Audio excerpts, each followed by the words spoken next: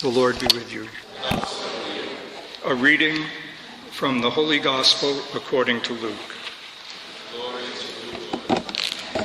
May the Spirit of the risen Christ be in our minds and in our hearts, that the wisdom of the gospel may penetrate the depths of our life. That very day, the first day of the week, 2 of Jesus' disciples were going to a village 7 miles from Jerusalem called Emmaus, and they were conversing about all the things that had occurred. And it happened that while they were conversing and debating, Jesus himself drew near and walked with them. But their eyes were prevented from recognizing him. He asked them, "What are you discussing as you walk along?" They stopped, looking downcast. One of them, named Cleopas, said to him in reply, "Are you the only visitor in Jerusalem who does not know of the things that have taken place there in these days?" He replied to them, "What sort of things?" They said to him, "The things that happened to Jesus, the Nazarene, who was a prophet, mighty in deed and word before God and all the people. How our chief priests and rulers both handed him over to a sentence of death and crucified him. We were hoping that he would be the one to redeem Israel. And beside all this, it's now the 3rd day since this took place. Some women from our group, however, have astounded us. They were at the tomb early in the morning, and they did not find his body. They came back and reported that they had indeed seen a vision of angels who announced that he was alive. Then some of those with us went to the tomb and found things just as the women had described, but him they did not see." He said to them, "How foolish you are, how slow of heart to believe all that the prophets spoke. Was it not necessary that Christ should suffer these things and enter into his glory?" Then, beginning with Moses and all the prophets, he interpreted to them what referred to him in all the scriptures. As they approached the village to which they were going, he gave the impression that he was going on farther, but they urged him, "Stay with us, for it is nearly evening. The day is almost over." So he went in to stay with them. And it happened that while he was with them at table, he took bread, said the blessing, broke it, and gave it to them. With that, their eyes were opened, and they recognized him. But he vanished from their sight. Then they said to each other, "Were not our hearts burning in us while he spoke to us on the way and opened the scriptures to us?" So they set out at once and returned to Jerusalem, where they found gathered together the 11 and those with them who were saying, "The Lord has truly been raised. He has appeared to Simon." Then the 2 recounted what had taken place on the way and how he was made known to them in the breaking of the bread. The Gospel of the Lord.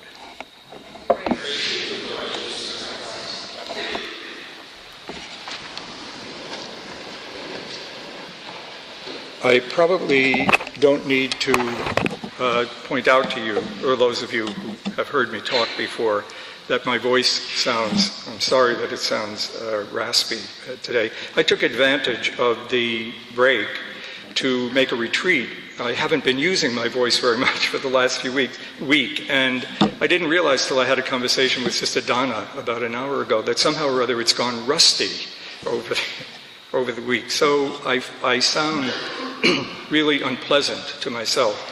And if it's unpleasant to you, it's a little late to start Lent again, but you can offer it up if it's too bad. When I was driving back into town, I heard a weather forecast that said that in Ithaca tomorrow snow is predicted. And I thought, this is really great for those students who went to Texas or California or someplace and thought that they had gone to the real world.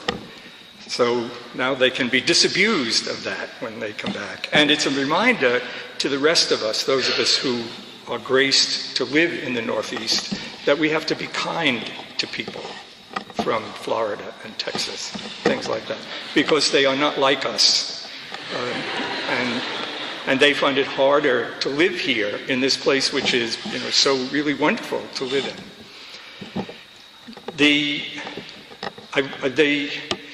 I want to trace something about both the mystery of the resurrection and the things that are in the readings. And I'm trying to think of the best way to give you something to hang on to.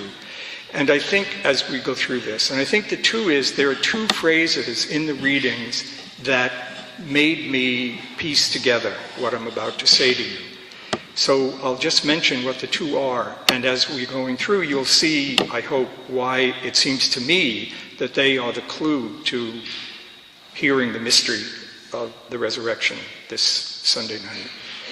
The first is, your real life is hidden with Christ in God. Your real life is hidden with Christ in God. And the other one was that, obviously, the last line. And they recognized him in the breaking of the bread. The most important thing, this is the way I was intending to start this homily, this is the sentence.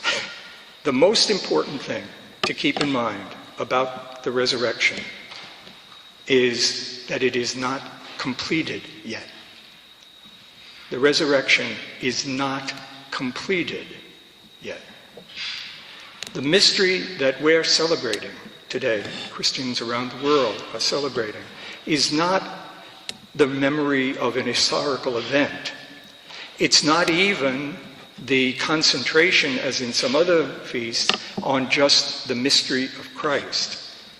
What is being revealed in the announcement of the resurrection is a mystery about the very heart of reality. It's about what has become most real. Certainly in the resurrection, what we've just been reading about, what we're going to talk about for a few minutes, and what I hope many of you, if all of you, could actually, and me too, could be actually receptive to, so that I'm in the presence of it, is not about something that happened 2,000 years ago. It's about who I really am. It's about what is real at the heart of my life. What has become real at the heart of my life. And so at the heart of yours. And it's a mystery announcing, revealing what is the deepest reality of the billions of galaxies and stars, and however many histories there are in other universes, and all of those things. It's about the heart of reality. And since your story and mine is not over yet, and many more after us probably, and since obviously the story of the cosmos and the universe is not over, the resurrection is not completed. Because the resurrection is about all of that. Your real life is hidden with Christ in God. I guess first of all, the first question that comes to me when I'm trying to think about that in God's presence, that is, of prayer, is from whom is my real life hidden? Well, from me, first of all. And it's hidden from me, that's when I hear that, I'm invited to think about the ways in which my real life is hidden. This has something to do with the thing I've said a few times, which is really important, that the most practical thing in the spiritual life is to discover the self you must lose and the self you must find. My real life, myself, who and what I really am, the scripture says, is hidden from me. Part of the reason it's hidden is that I live too superficially. I'm not even seeking this real self. because of all sorts of things: distraction, sinfulness, wounds, psychological wounds, other people, whatever. It's hidden. It's also hidden because it's not finished yet. Who and what I am is not real yet. And that makes me back up just for a minute to talk about what underlies this. And that is, it's the realization, now not a religious realization, but a philosophical one if you want, the realization that what I am, what you are, let me do it this way, what you are, who you are, is not something that's already there that then develops in different ways by relating to different people. No. You, who you are, really, as a human being, is created day to day by these relationships. It's created, you co-created, if you would, but it's created, who and what you are is totally contained in these multiple relationships with others and with the earth and with God. You are your relationships. You can see, as soon as you think about that, you can see that who you really are is not some superficial thing that you can capture in just a glance. That it's this intricate, textured creation, ongoing creation of these relationships. Okay? But, as every human being knows, leaving aside scripture and stuff, that me, that you, this bundle of intersecting relationships, this giving and receiving, this vulnerability, this gifts, this understanding, this all of that will die. All of those relationships will disappear at some point. Except perhaps the relationship with God in some way, which is the deepest meaning, that God creates me. It's probably what we mean by creating a soul. I'm created into this relationship by this acting creation. But leaving that aside, your real life is hidden, who you really are is hidden with Christ in God, is the announcement of the resurrection. The deepest truth about me now is not just that I am created by all these relationships, being created, creating myself in all of these relationships, even the ones that are doomed and failed, but that the man Jesus, who was also God, who was God, human nature, has entered into all of those relationships in human life. Everything that we are, because he was God, he could do this. An ordinary one man couldn't do it. Everything that I am, he has taken into himself to give me what he is.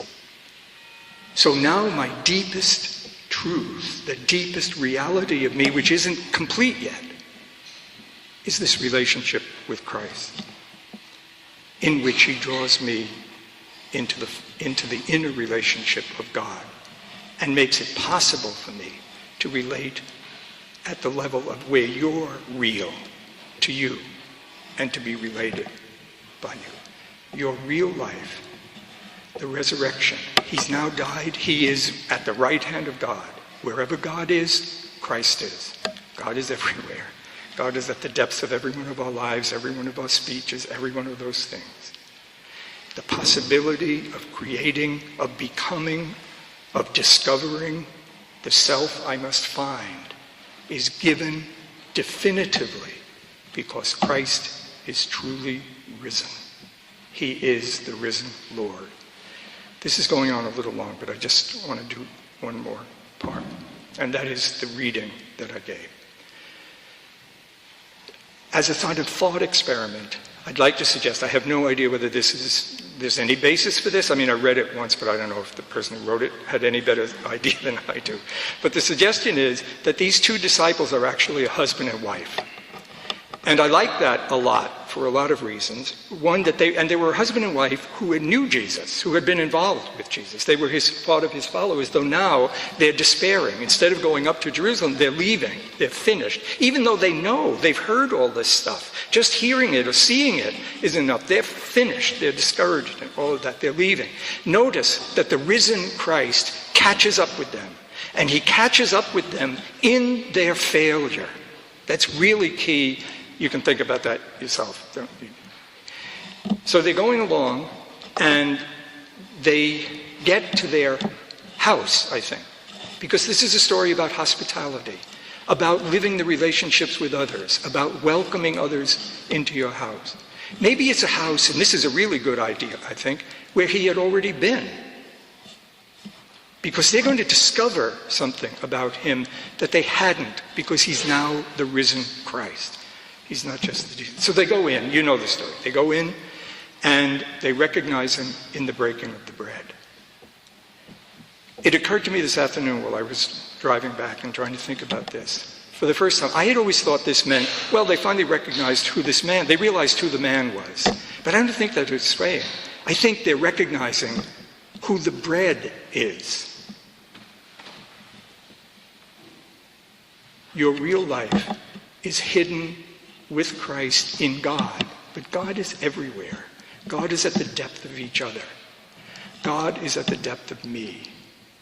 And the risen Christ, who is the one that I am created by developing this ongoing life and relationship on, gives himself to us in the bread.